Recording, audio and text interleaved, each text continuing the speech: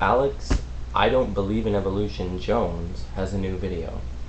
Ever since I heard Alex say that there's been more fraud in the evolutionist camp than there has been in the creationist camp, I knew I'd savor his stupidity the way a wino holds a grape in his mouth for 16 hours, just because he knows one day it could be something.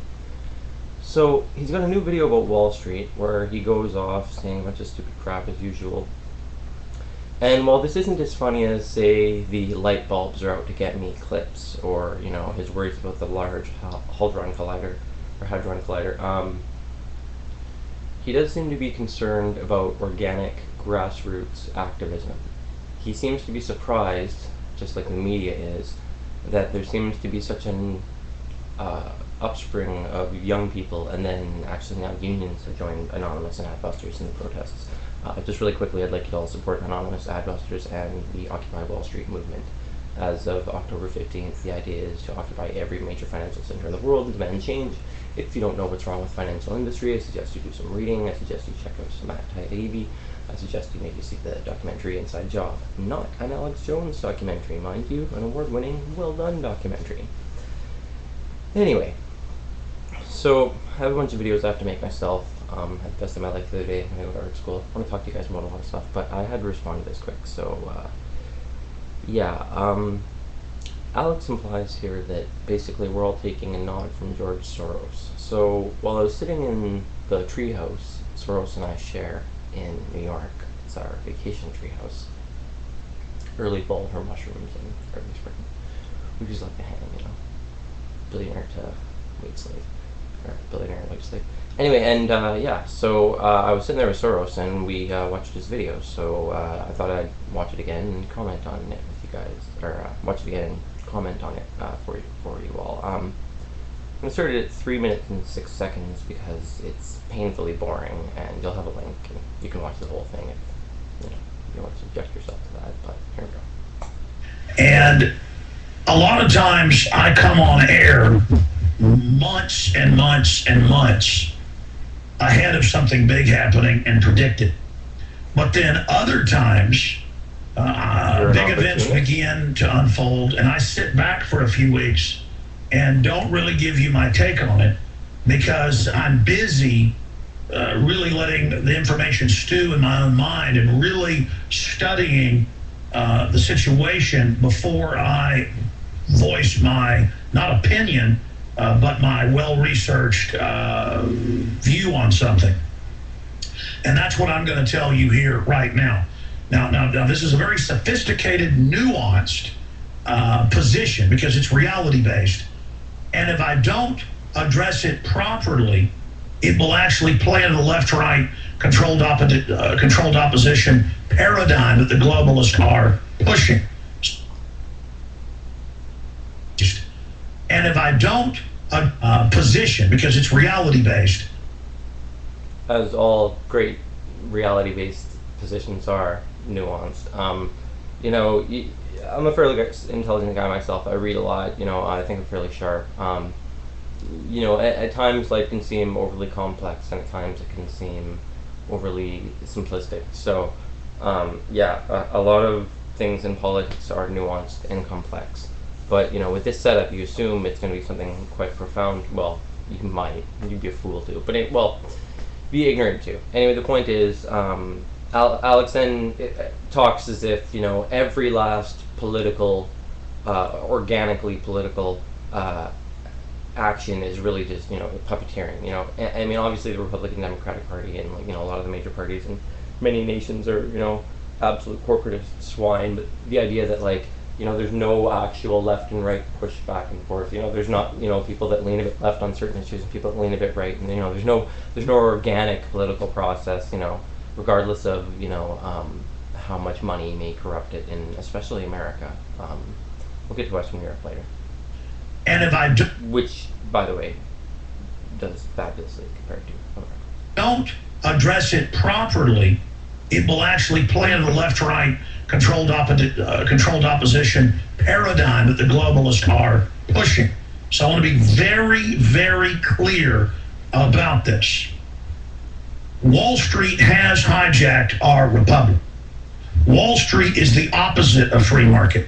Wall Street, as it is today, is the opposite of what you would call true capitalism. It is crony capitalism. Yeah, we not only have currency speculation, we not only have problems with regulations, we not only have too many managers in public and private corporations that are a weight on the system, and then that same class of people call for privatization. Although Alex would be all for more privatization. I'm libertarian myself in a lot of ways too, but I also value certain public services. Norway's been the richest country in the world for the last 7 years.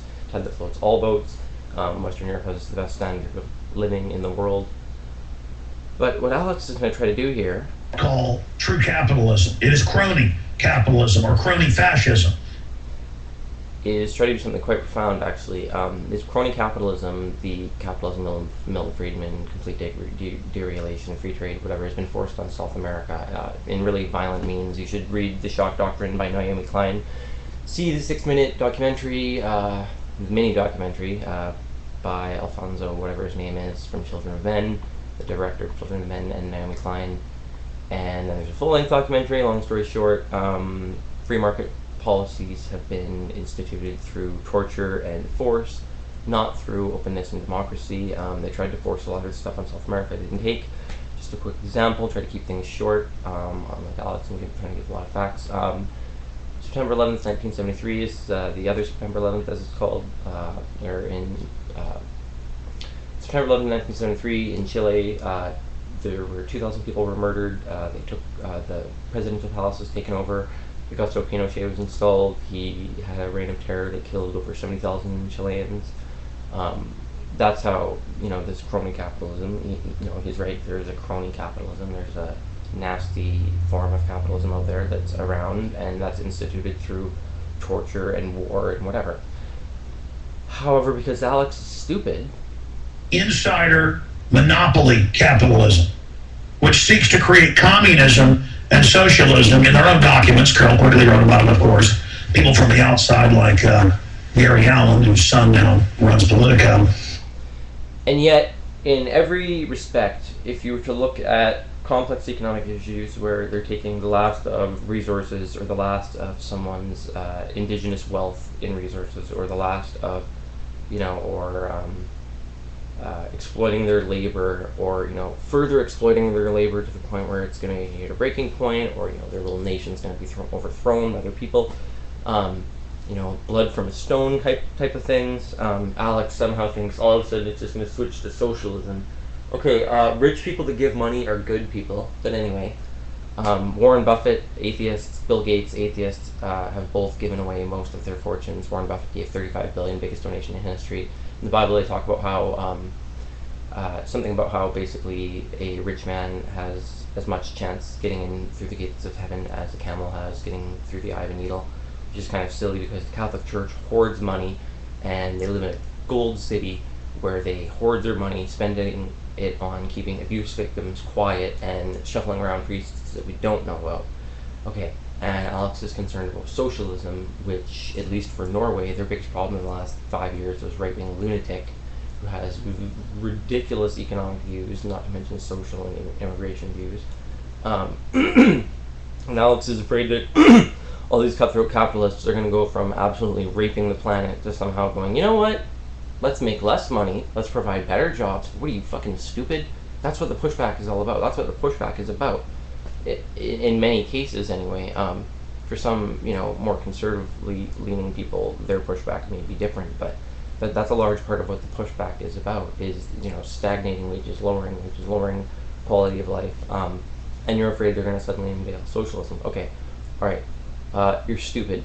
And you talk about people buying into a product. You're a product. I mean, and big media. I mean, come on, man. People know your history. Also, you strike me more as an internet reader than a book reader. I just don't picture Alex Jones saying, "Oh, hey, honey, is my tea ready?" And then grabbing his stack of scientific magazines and thumbing through them and being like, "Oh, what's new?" I just don't. I don't see that.